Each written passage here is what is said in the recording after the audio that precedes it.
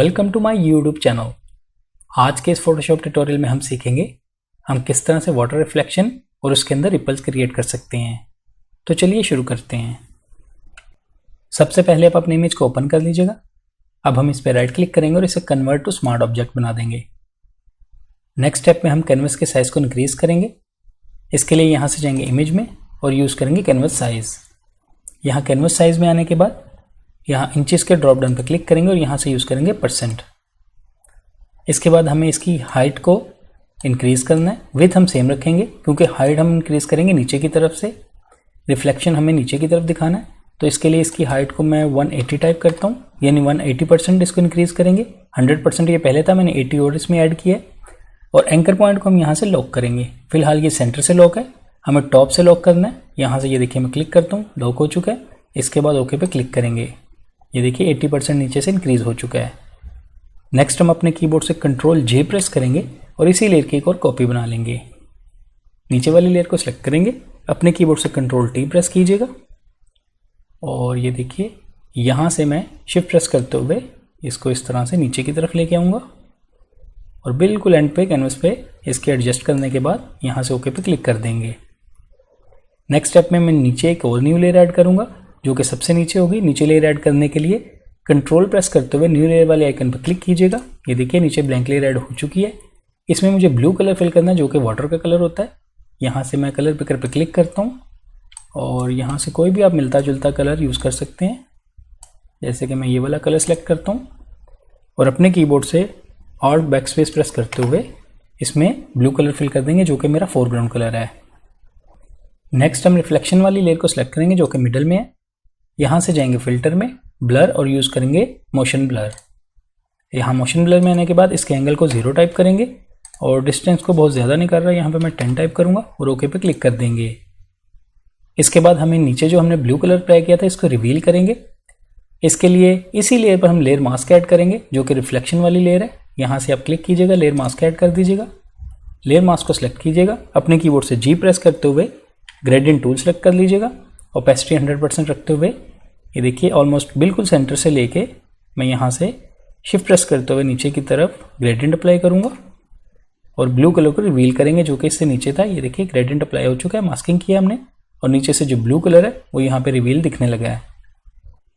Next हम यहाँ पे वाटर रिपल क्रिएट करेंगे और डिस्प्लेसमेंट मैप बनाते हुए इस पर अप्लाई करेंगे। इससे पहले इन दोनों लेयर्स को आप सेलेक्ट कर लीजिएगा।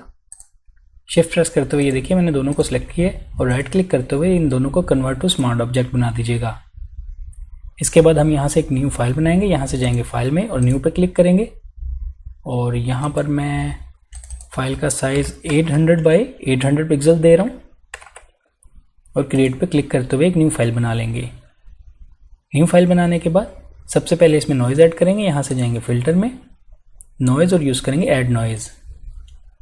यहाँ इसकी अमाउंट में 400 टाइप करूँगा, गशियन सेलेक्ट रखेंगे और ओके पे क्लिक कर देंगे। फिर से जाएंगे फिल्टर में और इसको थोड़ा सा ब्लर करने के लिए ब्लर में जाने के बाद यूज़ करेंगे गशियन ब्लर। यहाँ इसकी वैल्यू 2 पिक्सल दे रहा हूँ मैं, आई थिंक 1 देंगे और ओके पे क्लिक कर देंगे। इसके बाद हम यहाँ से जाएंगे चैनल्स के टैब पे क्लिक करेंगे। अगर आपका चैनल्स का टैब यहाँ पे ना दिख रहा हो तो यहाँ से जाइएगा विंडो में, चैनल्स पे क्लिक करेंगे तो टैब यहाँ दिखने लगेगा। यहाँ चैनल्स में आने के बाद सबसे पहले रेड को सिलेक्ट करेंगे। यहाँ से जाएंगे फिल्टर में, स्टाइल्स और यूज़ करेंगे इम्बोस। यहाँ इसके एंगल को 90 डिग्री ही टाइप रखिएगा, हाइट 1 रखेंगे और अमाउंट को इंक्रीज करेंगे। यहाँ पे 500 टाइप करेंगे और ओके पे क्लिक कर देंगे। इसके बाद हम ग्रीन चैनल को सिलेक्ट करेंगे, फिर से जाएंगे फिल्टर में, फिर से स्टाइल्स और यूज़ करेंगे फिर से इम्बोस। इस बार हम इसके एंगल को सिर्फ चेंज करेंगे, यहाँ पे 180 टाइप करेंगे और ओके पे क्लिक कर देंगे। अब आप RGB चैनल को सिलेक्ट कीजिएगा और लेयर्स में वापस आ जाइएगा। यहाँ वापस आने के बाद जूम आउट करेंगे, ऑलमोस्ट इतना रखेंगे, जूम आउट करेंगे इस तरह से। अपने कीबोर्ड से कंट्रोल T प्रेस कीजिएगा, यहाँ से इसको अनलॉक करेंगे। अपने कीबोर्ड से कंट्रोल T प्रेस कीजिएगा, राइट क्लिक करते हुए यहाँ से यूज़ करेंगे पर्सपेक्टिव और नीचे वाली इस नोट को यूँ ड्रैग करते हुए बाहर की तरफ लेके जाएंगे इस तरह और ओके पे क्लिक कर देंगे। कंट्रोल 0 प्रेस करते हैं, फिर तो स्क्रीन दिखेंगे। फिर से कंट्रोल T प्रेस करेंगे और इसको मैं शिफ्ट प्रेस करते हुए थोड़ा सा ऊपर से भी इस तरह से ऑलमोस्ट इतना रखूँगा और यहाँ से ओके पे क्लिक कर देंगे। अब हम इस फाइल को सेव करेंगे as a PSD। Control S press कर रहा हूँ अपने कीबोर्ड से और इसको मैं डेस्कटॉप पे ही सेव कर देता हूँ। आप इसका नाम जो भी रखना चाहते हैं रख लीजिएगा। मैं डिस्प्लेसमेंट ही टाइप करूँगा और सेव पे क्लिक करते हुए इसको सेव कर देंगे। इस फाइल को हम यहाँ से अब बंद कर देंगे। यहाँ वापस आने के बाद नीचे रिफ्लेक्शन वाली लेयर को ही सिलेक्ट रखेंगे। यहाँ से जाएंगे फिल्टर में, डिस्टॉर्ट, और यहाँ से हमें यूज़ करना है डिस्प्लेस। हॉरिजॉन्टल स्केल को 10 टाइप कर रहा हूँ और वर्टिकल को मैं 20 टाइप करूँगा। स्ट्रेच टू फिट रखिएगा। रिपीट एज पिक्सल को भी सिलेक्ट रखिएगा और ओके पे क्लिक कर देंगे। अब आप उस फाइल को सिलेक्ट कीजिएगा जो हमने यहाँ पे डिस्प्लेसमेंट मैप बनाया था। ये देखिए डेस्कटॉप पे आपको दिख रहा होगा। इसको सिलेक्ट करेंगे और ओपन पे क्लिक कर देंगे। ये देखिए डिस्प्लेसमेंट मैप इस पर अप्लाई हो चुका है। आप यहाँ पे देख सकते हैं इसके एजेस थोड़े से ख़राब हो गए हैं। इसको हम फिक्स करेंगे। बहुत आसान है। कंट्रोल D प्रेस करेंगे अपने कीबोर्ड से, यहाँ से ओके पे क्लिक कर दीजिएगा और ऊपर वाले नोट को मैं इस तरह से शिफ्ट प्रेस करते हुए ऊपर की तरफ लेके जाऊँगा। बहुत ज़्यादा नहीं करेंगे, ऑलमोस्ट इतना, और ओके पे क्लिक कर देंगे। ये देखिए फिक्स हो चुका है। लेकिन हम इसको और रियलिस्टिक करेंगे। इसके लिए टॉप वाली लेयर को सिलेक्ट कर लीजिएगा और यहाँ से एक न्यू लेयर ऐड करेंगे जो कि ब्लैंक लेयर होगी। इसके बाद यहाँ से मार्की टूल सेलेक्ट किया मैंने और बिल्कुल ये देखो इनका जो सेंटर है वहाँ पे इस तरह से एक सिलेक्शन बना रहा हूँ, ऑलमोस्ट इस तरह से। न्यू सिलेक्शन बनाने के बाद रेक्टेंगल मार्की टूल से मैंने सिलेक्शन बनाई है।